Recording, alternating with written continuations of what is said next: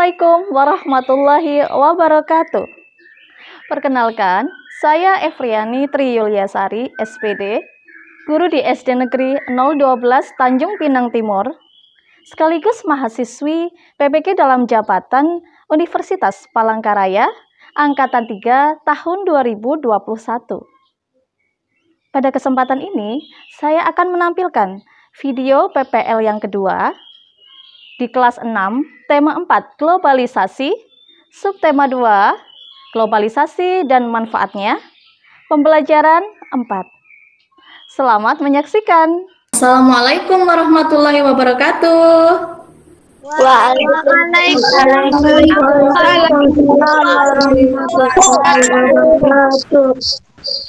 Selamat pagi anak-anak hebat. Pagi, Bu.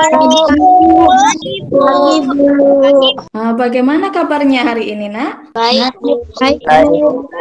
Alhamdulillah. Sebelumnya Bu Efri cek dulu ya kehadiran anak-anak ini yang sudah lengkap ya untuk pagi hari ini. Alhamdulillah. Sebelum kita mulai belajar pada pagi hari ini, alangkah baiknya kita berdoa terlebih dahulu. Bismillahirrahmanirrahim. Amin. Baik, terima kasih Tibra Kenzi. Sama-sama, Bu. Tepuk PPK.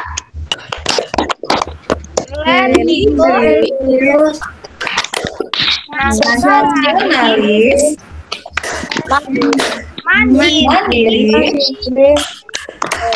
Gotong royong. Tepukan semuanya. Ibu juga akan terus mengingatkan anak-anak semuanya agar tetap menjaga kesehatan di masa pandemi ini. Sekarang, Efri ingin mengajak anak-anak untuk meningkatkan rasa nasionalisme kita terhadap negara kita Indonesia dengan menyanyikan lagu Berkibarlah Benderaku. Ayo coba Lutfi, teman-temannya dipimpin menyanyi ya. Baiklah teman-teman, mari kita menyanyikan Kibarlah Benderaku dalam hitungan ketiga. 1, 2, 3.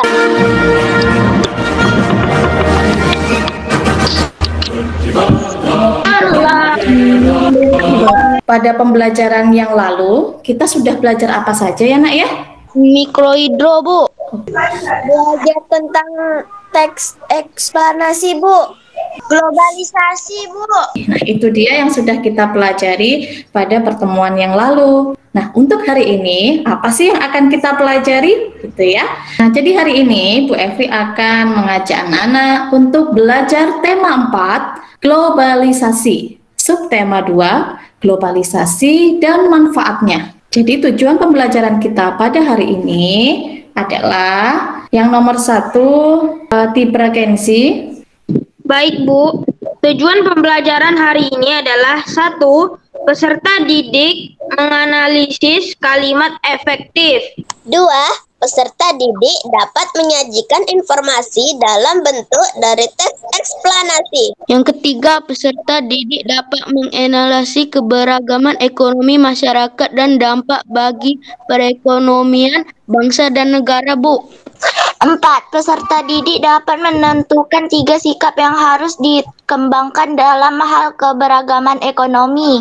Harapan Ibu anak-anak semua bisa mencapai tujuan pembelajaran tersebut. Bu Efri punya tayangan video nih. Yuk kita lihat sama-sama. Sekarang mulai menyempit ke pinggiran jalan besar seperti sebelah selatan ini didirikan bangunan rumah. Kita berdiskusi. Jawablah pertanyaan berikut berdasarkan tayangan video.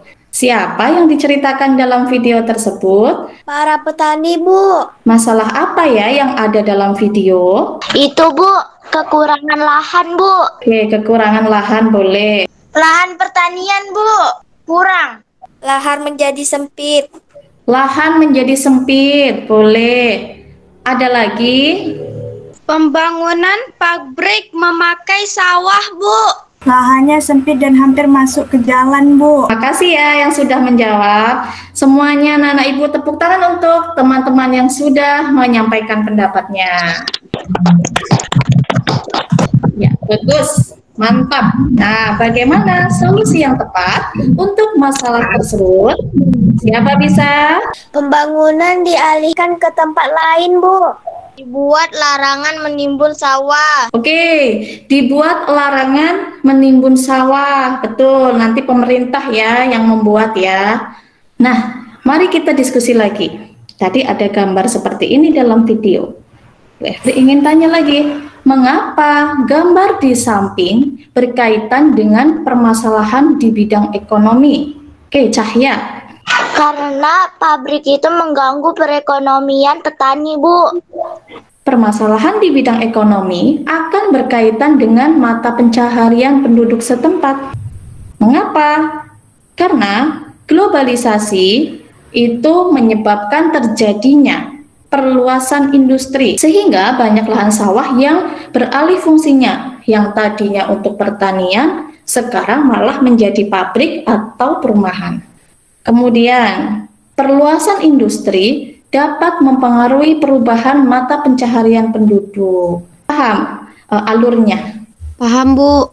Oke. Bagaimana cara mempertahankan hasil pertanian meskipun lahannya menyempit? Coba dibaca. Membeli produk-produk makanan hasil pertanian Indonesia. Para generasi muda memberi inovasi di bidang teknologi pertanian agar bisa membantu para petani dalam meningkatkan hasil pertaniannya.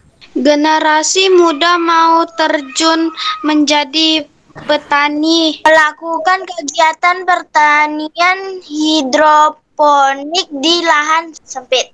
Lahan sawah yang menyempit dapat menyebabkan petani maupun buruh taninya kehilangan pekerjaan. Lutfi. Hal tersebut akan mendorong mereka untuk mencari alternatif pekerjaan baru demi memenuhi kebutuhan hidup. Nizam. Kebutuhan manusia bermacam-macam, makan, rumah, pakaian, dan lain-lain. Sehingga untuk memenuhi semua kebutuhan itu mereka harus bekerja. Selanjutnya, masyarakat bisa memenuhi berbagai kebutuhannya sesuai dengan tingkat ekonominya atau mata pencaharian. Nah, tingkat ekonomi yang berbeda-beda disebut apa, Nak? Iya. Keragaman ekonomi. Ini dia, banyak sekali pilihannya ya. Faktor yang mempengaruhi adanya keragaman ekonomi di Indonesia. Lutfi tahu Oke, Lutfi. faktor yang memengaruhi keragaman ekonomi di Indonesia adalah keterampilan, peluang, jenis pekerjaan, penghasilan, pendidikan, serta usaha keras. Oke, bagus, mantap. Pada saat kita berhasil dari sisi perekonomian, kita juga akan membuka lapangan pekerjaan dan membantu banyak orang untuk meningkatkan perekonomiannya, sekaligus akan memperkuat perekonomian negara. Sampai di sini paham? Paham, Ibu. Bagus. Mantap. Bu, masyarakat di sebuah desa mengalami kesulitan menjual hasil kerajinannya yang berupa anyaman bambu. Akhir-akhir ini, media sosial sedang dihebohkan dengan berita viral mengenai produk anyaman bambu yang mulai diminati di luar negeri. Perekonomian penduduk desa pun diharapkan dapat turut meningkat. Oke, terima kasih Tibra Kensi. Tepuk tangan dulu teman-teman semuanya. Baik, agar lebih jelas kita bahas bersama-sama. Nah, solusi yang bisa diberikan untuk pengrajin bambu adalah masyarakat desa diberi edukasi melalui kegiatan pelatihan, lalu memanfaatkan dampak globalisasi itu macam mana, seperti apa. Ini dia, dengan memanfaatkan kegiatan ekspor maupun impor. Kan di sini kalimat efektif. Untuk mengingatkan kembali, kalimat efektif adalah Aprilia. Kalimat efektif, kalimat yang memiliki susunan sesuai kaidah bahasa Indonesia dan pilihan kata yang tepat. Oke. Nah, inilah kalimat yang tidak efektif dalam cerita tadi. Kalimat tidak efektif. Kerajinan bambu di desa tersebut memiliki kualitas yang amat sangat begitu baik. Kerajinan bambu di desa tersebut memiliki kualitas yang sangat baik. Kita masuk ke kegiatan selanjutnya, berdiskusi. Ayo berdiskusi. Ketika kita melakukan diskusi, nanti anak-anak semuanya akan beralih kegiatannya dari Google Meet, berpindah ke grup kelompok WhatsApp. Nah, silahkan berdiskusi, kamera boleh matikan. Boleh dinyalakan kembali kameranya. Bagaimana? Diskusinya lancar? Lancar, Bu. Lancar, Bu.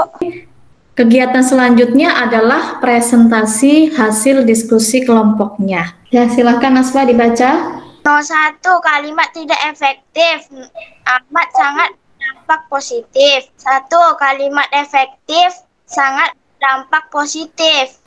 Nah, Nelia silahkan dibaca. Apa saja keragaman ekonomi yang ada di Indonesia? Pertanian, perkebunan, peternakan, perikanan, kehutanan, pertambangan, perindustrian, perdagangan. Oke, lanjut. Yang nomor 2, mengapa ekonomi setiap orang bisa beragam?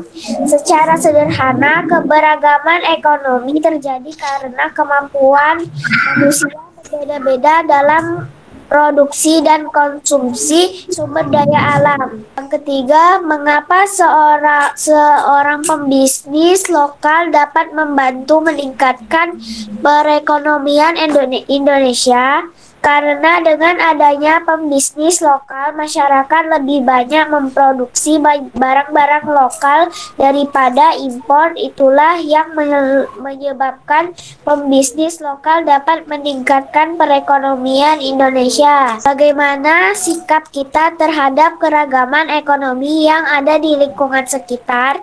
Saling menghargai dan saling menghormati antara pelaku kegiatan ekonomi. Membayar barang yang dibeli sesuai harganya, melakukan persaingan yang sehat antara pelaku kegiatan ekonomi. Untuk kalimat efektif dan tidak efektifnya tadi sudah betul dari kelompok 1, mantap. Ya, sudah bagus. Analisisnya betul semuanya.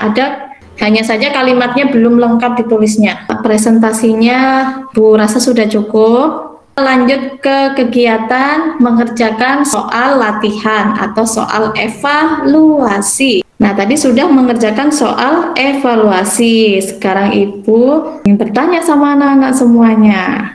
Apa sih yang sudah kalian pelajari hari ini? Tentang kalimat efektif dan tidak efektif, Bu.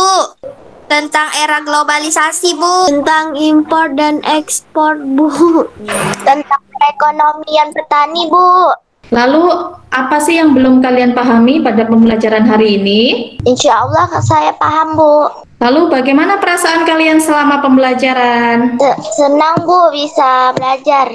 Senang, Bu, bisa bertemu teman-teman. Senang bisa belajar dengan Bu Efri. Bu Efri juga senang bisa belajar sama anak-anak semuanya, meskipun lewat Google Meet ya. Ya, jadi kesimpulan pembelajaran pada hari ini adalah kita sudah belajar tentang kalimat efektif dan kita juga mempelajari tentang keragaman ekonomi dan pengaruhnya bagi perekonomian bangsa dan negara. Belajarlah, karena belajar adalah harta karun yang akan mengikuti pemiliknya kemanapun. Jadi kita akhiri saja dengan berdoa bersama. Bismillahirrahmanirrahim. Amin. Baik anak-anak Ibu, terima kasih sudah belajar bersama hari ini. Sehat selalu. Wassalamualaikum warahmatullahi wabarakatuh. Waalaikumsalam warahmatullahi wabarakatuh.